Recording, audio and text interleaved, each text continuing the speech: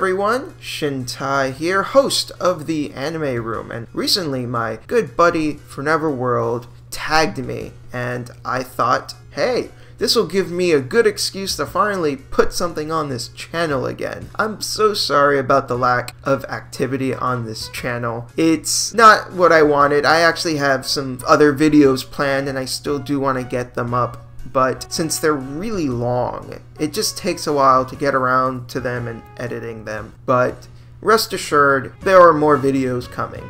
Anyways, let's go ahead and jump into these questions. First question is, how did you choose your reviewer alias? Now, I have the name of the channel, which is the Anime Room, and I have my alias, which is Shintai. The Anime Room is just a spontaneous thing. There's no story or anything. I just thought of it. I'm like, the Anime Room, that works. I wish I had a more interesting story, but that's pretty much it. But as for my own alias, which is Shintai, there's a little bit more of a story to that. When I was younger and I went over to my friend's house to play video games, he had this game called Shining Tears. And whenever a character would use an attack, either because the voice actor did a really bad job, or maybe the audio in the game was for that clip was bad, or I don't know what, but whenever he used this attack, it sounded like he was saying Shintai, and I was just like, what the fuck is that? What does that mean? I don't know, but I like it. Turns out, I looked it up later, it actually means like holy instrument in Japanese. And it also turned out that the character was saying shock time because he was using an electrical attack. So, there you go. How long have you been doing reviews? Well, the channel, I created it like in 2011, but the thing is, I have done a few other reviews beforehand. I don't exactly remember when, so I'm gonna say probably maybe 2010. Next one is, why did you start making reviews? Because I wanted to express my opinions, my thoughts, my feelings, and hopefully meet some cool people and make some friends. Not a really huge, deep reason for it, just, you know, wanted to meet some cool people, and I wanted to express my feelings and hopefully be able to get a chance to also really dig deep into these different shows that really mean something to me, and hopefully help other people gain a different perspective on them, see them differently. I think there are a few videos, particularly the discussion ones, I think really nail that goal of getting other people to think differently and to see things in a different perspective. How many times do you watch an episode or series while reviewing it? I don't rewatch episodes. I'm not that kind of person. I don't rewatch just a singular episode. And as far as like rewatching a series, whenever I review something, a lot of the time it tends to be something I've already seen, and I will rewatch it for that video. Unless it is something that's new, I just watch it that one time. But for the most part, I just watch it twice, maybe once if it's new. That's pretty much it. What's your favorite genre to review and why? Definitely seinen, because I feel that seinen really appeal to my tastes more than the other genres. I think demographics is really the correct term, not so much genre. If we're talking like genres like action or sci-fi or, you know, things like that, then I definitely don't have a favorite of those. But if we're talking about like seinen or shonen, that kind of thing, then definitely seinen. I just feel that seinen in general, since they're geared more for adults, have darker stories and themes are more complex. That's not to say you can't have a complex shonen. Fullmetal Alchemist is a very complex shonen, and it can also be very dark as well, even though I hate the comedy in it. The comedy in it's actually really bad.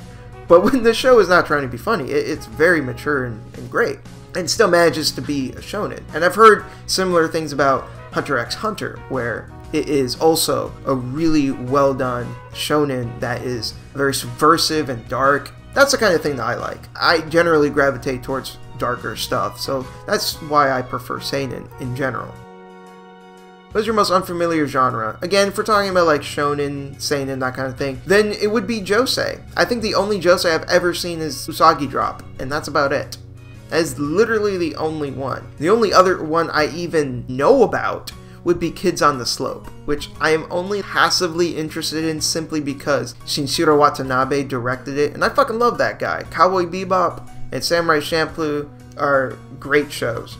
But even then, I don't know, a romance about a jazz group, that doesn't do anything for me. But I don't know, maybe I'll check it out. But yeah, Josei, definitely my most unfamiliar of the 4 main ones.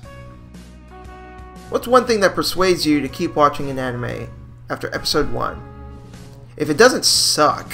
To be honest, like, I don't really think there is any, like, one thing that has to be there to persuade me. If I watch it, and I typically don't drop things at episode 1. I typically try to give it at least a couple of episodes, and then I'll drop it. I don't have a specific number like other people do. I just give it a good feel. There have been times where I drop something on episode 1 just because it was so terrible. But generally speaking, I don't typically drop anything in like just episode 1, and there really isn't any one particular thing that has to be there in order for me to keep watching after episode 1. It just needs to catch my interest. Who's your favorite Japanese or English voice actor? I'm not too familiar with Japanese voice actors, to be honest. I don't really follow them that much. I'm more familiar with English voice actors, and that has more to do with video games and less anime. Just because I play a lot of video games, and a lot of video game voice actors tend to also be in anime, I just got familiar that way. So I'd say, with that in mind, it'd probably be Crispin Freeman. Not just because I interviewed him on the channel, but just because he's genuinely, like, really, really good. Favorite anime soundtrack? Now, I'd say it's probably a toss-up between Dot Hack Sign and Dot Hack Roots. Dot Hack Roots, not really all that good of a show. Dot Hack Sign, I saw that show years and years ago. I barely remember. I don't even know how I'd feel about it. But the soundtracks for both definitely stuck out for me. So it's definitely those two that are fighting for it. Favorite anime song that you crank up and dance to? The second opening of JoJo. I love that opening. It is fucking awesome. What anime song are you currently addicted to? I'm gonna be perfectly honest, I'm not addicted to any anime song at the moment. My current musical obsession has been the band Dream Theater, which, if you're really into progressive rock and metal, I would highly recommend them. I think they're an amazing band. But since they're not anime, that doesn't really answer the question. I'm sorry. I don't really have a current, like, anime song I'm addicted to. Do you like to buy anime merchandise? If so, what do you collect? Yeah, a few figures, some shirts, some wall scrolls. The main 3 things that I'm interested in getting when it comes to anime merchandise. Wearing cool shirts and having cool wall scrolls and figures to display in my room. What is your guilty pleasure anime? This is, without a doubt, Golden Boy. Golden Boy is fucking awesome, but it's this fucking show about this guy that he's pretty much a pervert, and it's hilarious. It's one of the funniest goddamn things I've ever seen. It's probably the funniest anime I've ever seen. It's just so much fun, but it's so raunchy. It's not something you proudly state, I love Golden Boy. No, not something you say all that proudly. But I do love it. It's fucking hilarious. It's so good.